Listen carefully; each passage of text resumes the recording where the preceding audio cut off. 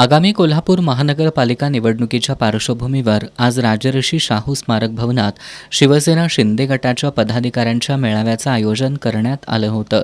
राज्य नियोजन मंडळाचे कार्यकारी अध्यक्ष आमदार राजेश क्षीरसागर यांनी या मेळाव्यात बोलताना कोल्हापूर महापालिकेची निवडणूक महायुती म्हणून लढवली जाणार असून यामध्ये इतिहासात प्रथमच कोल्हापूर महापालिकेवर महायुतीचा भगवा फडकवू असा विश्वास व्यक्त केला.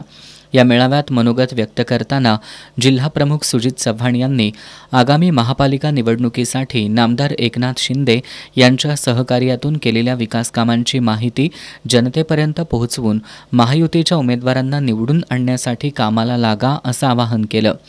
या मेळाव्याला माजी आमदार जयश्री जाधव, महानगर प्रमुख शिवाजीराव जाधव, रणजित जाधव, राहुल चव्हाण, अजित मोरे, दुर्गेश लिंगरस, तुकाराम साळुखे, रमेश पुरेकर, आश्किन आजरेकर, मंगल साळुखे यांच्यासह शिवसेनेचे पदाधिकारी उपस्थित होते.